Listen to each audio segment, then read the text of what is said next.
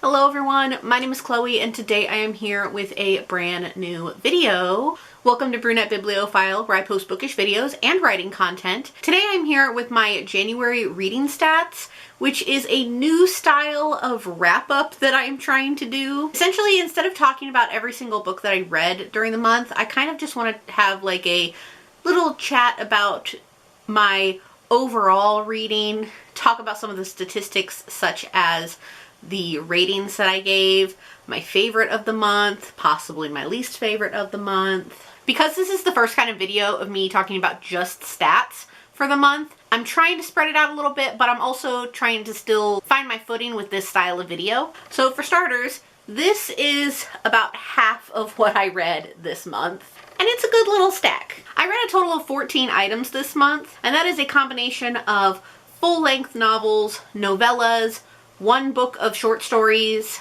a poetry book. It was a good start to January, and a lot of them met various challenges across one of my challenge boards. Out of those 14 total books completed, I wrote a total of 4 reviews. I do have a goal of reading at least 2 review books each month. I fully completed 3 and wrote their reviews, and then I had one that I DNF'd and wrote a small review for that. So we're looking pretty good as far as getting reviews done. And out of the 4 reviews that were written, one of them was a 2022. Now let's briefly talk about my ratings. I had 2 5-star reads this month. One was a novella and one was a novel. We'll talk about those a little later.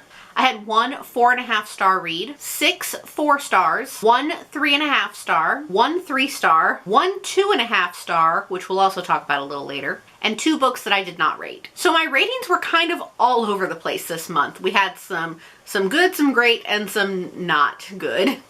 And while the bulk of my reading was romance, I did have a nonfiction, a middle grade fantasy, a regular fantasy, and 2 romantasy books spread in there. So a lot of variety with my ratings as well as the genres that I was reading this month. And out of the 14 books total, one of them was a reread. So let's talk about my 2 favorite books this month.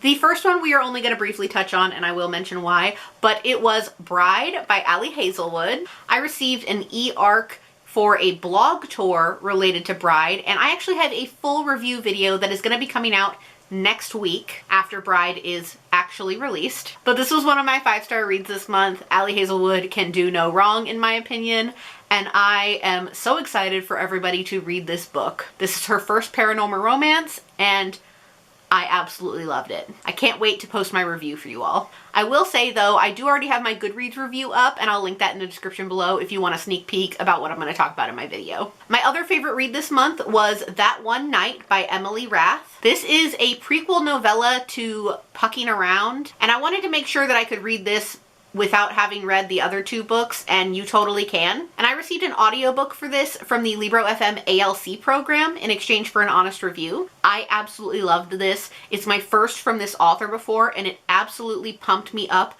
to read Pucking Around and Pucking Wild. This was a spicy one-night stand trope, and I want to know more of these 2 characters' stories, and I feel like this was just a teaser of what we could potentially see in the first book. And I am just so excited to read the rest of the series. They are thick books though. So this was a nice little short one to kind of set the mood for what I can hopefully expect to see in the rest of the series. And then we are going to briefly talk about my lowest rated book this month, which was also the first book that I completed in 2024. So I don't know if that's a bad omen or something, but it was 2.5 stars, and it was Protege King by Lisa Renee Jones. This is another one where I received the audiobook from the Libro FM ALC program in exchange for an honest review. I'll link my review in the description below. This one was kind of a random pick I decided to take a chance on from Libro FM, and I'm a big romance fan, as you all know, but I've never read anything by Lisa Renee Jones. Starting off, I do not recommend the audiobook for this. I did not care for the narrators, and I feel like I may have had a better experience with this book if I had read it with my eyeballs.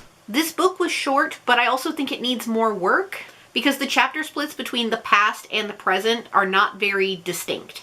And that makes it confusing, especially when you're listening to it. A lot of other reviews say they wish that the past scenes had been spread out a little bit more throughout the book, and I absolutely agree.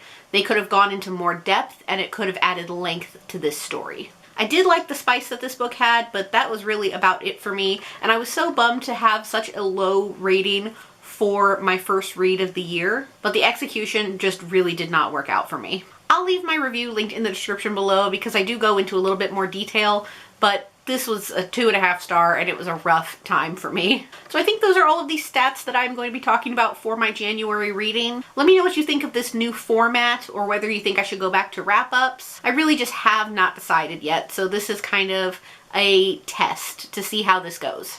And the stats may change each month depending on how I feel about this video. So that is all I have for you all today. So thank you all so much for watching. I hope you all enjoyed it. As always, if you like what you see here, please go ahead and click subscribe. I post new videos every week, so click subscribe so you can be updated for when I post those. Thank you all so much. I'll see you in my next one. Bye! In the darkness, I don't feel so cold.